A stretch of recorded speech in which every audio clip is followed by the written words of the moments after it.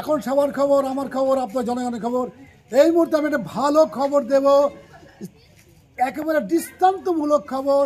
সেটি হচ্ছে আমি এই মুহূর্তে যে গাবতলায় রয়েছি, একেবারে আমি ক্যামেরা পার্সনকে বলবো, দেখাতে বলবো, দেখুন একবারে পার্মানেন্ট রেস্টুরেন্ট করা আছে, যেখানে আমি দেখেছি, আমার জানা একবার ভীষণভাবে আমি জানিয়ে এসেছি, দেখেছি বা এবং অপেক্ষা করতাম কবে ছোটো হুজুর পীর কেবলা এখানে ওয়াজ করতে আসবে। তিনি তো হ্যাঁ তা নেই। এনিওয়ে, আপনারা দেখছেন এখন সবার খবর, আমার খবর, জনগণের খবর। এই মুহূর্তে আমি রয়েছি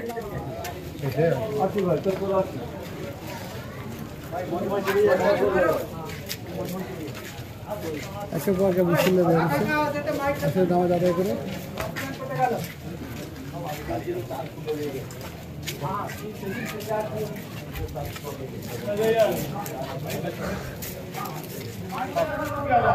₹1,000 तो आपा ने हाथ में दिया, आपा अच्छा तरह गिना है। गिनने के बाद कहा बेटा एक काम कर, जा ₹1,000 कमा के डाल के आ जा। बेटा उमर खड़ा है, एक कदम नहीं उठाया। और अब्बा को समझाता है, अब्बा ये ₹1,500 कमाई करने में पसीना पसीना हो गया।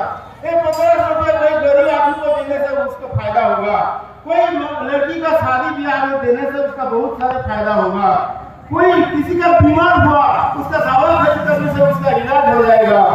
बहुत सारे अब्बा को समझाता है। तो बाप ने कहा बेटा तेरे हाथ में पहले हम ₹10,000 का गड्डी दिया, हमें इतना अच्छी तरह समझाया नहीं, और ₹15,000 के लिए क्यों समझाता है इतना। তারপরে আমি শেখ আব্দুল আজিম এই মুহূর্তে রয়েছি গাবতলা রয়েছি, ঠিক একেবারে গাবতলার, যেখানে আমার ছোটোবেলা থেকে দেখেছি আমরা পীর সাহেব আসতেন, ছোটো হুজুর পীর কেবল আসতেন। পরবর্তীকালেও দেখেছি একটা জায়গা করে রাখা হয়েছিল শুধু বাৎসরিক হিসাবে সব জন্য। এনিওয়ে, কিন্তু আমার অজানা রয়েছে, যে আমার অজানা, আমি জানি না তথ্য কি বলছে, জেনে নেবো। এখানে কিন্তু আজকে প্রথম কিন্তু 25শে ডিসেম্বর 2023 প্রথম কিন্তু তাবলিগ জামাতের একটা, জায়গাটার নাম কি? জায়গাটা হচ্ছে নওয়াবপুর গাবতলা। আচ্ছা, কিছুক্ষণ আগে একেবারে পকেট ইজতেমা বলে কিছুক্ষণ আগে শুরু হয়েছে এবং মুসল্লিদের ভালো ভিড় দেখতে পাচ্ছি, কি বলবেন আপনি? আমরা দেখে খুব আনন্দিত, গর্বিত যে মানুষ যে মানে দিনের জন্য দৌড়ে এসছে, আমরা দেখে তো খুব গর্বিত। দূর দূরান্ত থেকে সব লোক এসছে। একেবারে আল্লাহ পাকে শুকরিয়া আদায় করবেন না? শুকরিয়া আদায় করি আল্লাহ পাকের, যে আল্লাহ পাক সারা জগৎকে বানিয়েছে, সে আল্লাহ পাকের শুকরিয়া আদায় করছি যে এত লোক বিভিন্ন এলাকা থেকে এসে সংযুক্ত হয়েছে। আজকে দেখে আমরা খুব খুশি হয়েছি। আল্লাহ যেন এই মাজমাকে কবুল করে, আর সবাইকে যেন আল্লাহ পাক হিদায়াতের নসিব করে, কবুল করে, যাতে মানুষ এই দিনের জন্য এগিয়ে আসে, দিনকে আঁকড়ে ধরে। দিন আঁকড়ে ধরতে পারলে পরে, এখন যেসব বায়ানে শুনতে পাচ্ছি, দিনকে আঁকড়ে ধরলে পরে ঢাকার health care nursing home, Shiakhala Furfura শরীফের পাশে, শ্রীপতিপুর, হুগলি। সমস্ত চিকিৎসার উন্নত মানের পরিষেবা দেওয়ার জন্য আমরা রয়েছি আপনাদের পাশে। Emergency, ICU, cardiology, nephrology, orthopaedic surgery, onco surgery, general medicine, physiotherapy, neuro medicine, dialysis, neuro surgery, শিশু সুরক্ষা, গাইনোকোলজিস্ট বিভাগ, ক্যাশলেস পরিষেবা, স্বাস্থ্যসাথী সহ যে কোনো হেলথ স্কিম, মেডিক্লেম গ্রহণযোগ্য। এছাড়া স্বাস্থ্যসাথী কার্ডের মাধ্যমে সম্পূর্ণ বিনামূল্যে সার্জারির সুব্যবস্থা। আমি বর্তমানে গাবতলা মসজিদে পেশারত এবং আমি কর্ম হিসেবে আমি বিজনেসম্যান। আচ্ছা, এনিওয়ে, ওটা বিজনেসম্যান নাম যাচ্ছি না। আপনি হচ্ছেন গাবতলা জামে মসজিদের ইমাম সাহেব, আপনার নাম? হ্যাঁ, আমার নাম শেখ হাফেজ মাওলানা কারি শেখ আজহারউদ্দিন। এই যে আজকে তাবলিগ জামাত থেকে শুনলাম এটা হলো পকেট ইজতেমা বলে, তো কেমন লাগছে আপনাকে? সর্বপ্রথম আমি একটা কথাই বলবো যে আল্লাহ শুকরিয়া, নবীর ওপর অসংখ্য দরুদ, যে এই ইজতেমা বা তাবলিগ জামাত যে বলা হচ্ছে, এটা কোনো নামধারী বা এটা কোনো পৃথক কোনো দল নয়।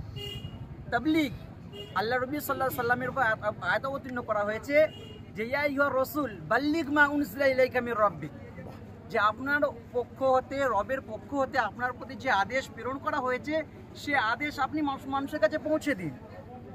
এবং এই আদেশ পৌঁছানো, যে হযরত আলী রাদিয়াল্লাহু আনহু বলেন যে বাল্লিগু আন্নী ওয়ালাউ আয়া, যদি তোমার কাছে একটি আল্লাহর সুবহানাহু ওয়া তাআলা একটি আয়াত থাকে, তুমি অপরের কাছে পৌঁছে দাও।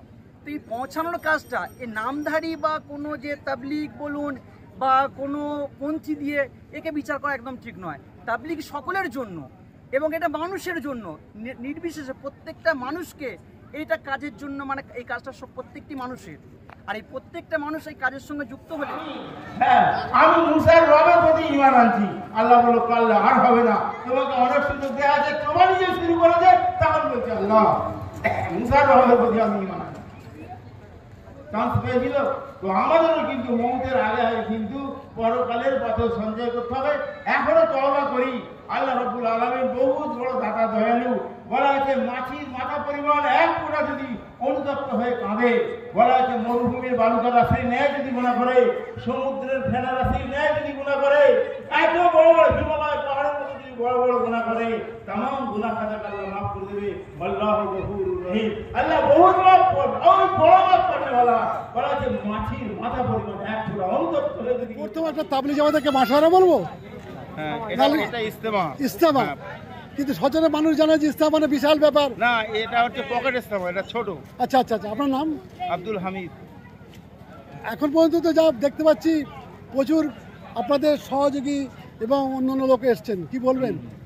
না, এটা তো একটা পকেট ইস্তেমা, মানে ছোট, বুঝলেন তো। বড় ইস্তেমা যখন হবে তখন আপনি গুনতে পারবেন না। জি জি, আমি জানি, আমি যাই, আমি জানি অসংখ্য লোক আছে সেখানে, অসংখ্য লোক আছে। জি, আপনার নাম? আব্দুল হামিদ। আপনার বাড়ি? গড়বাগান। আমি চাই এটা পড়তে হলো কিন্তু এখানে।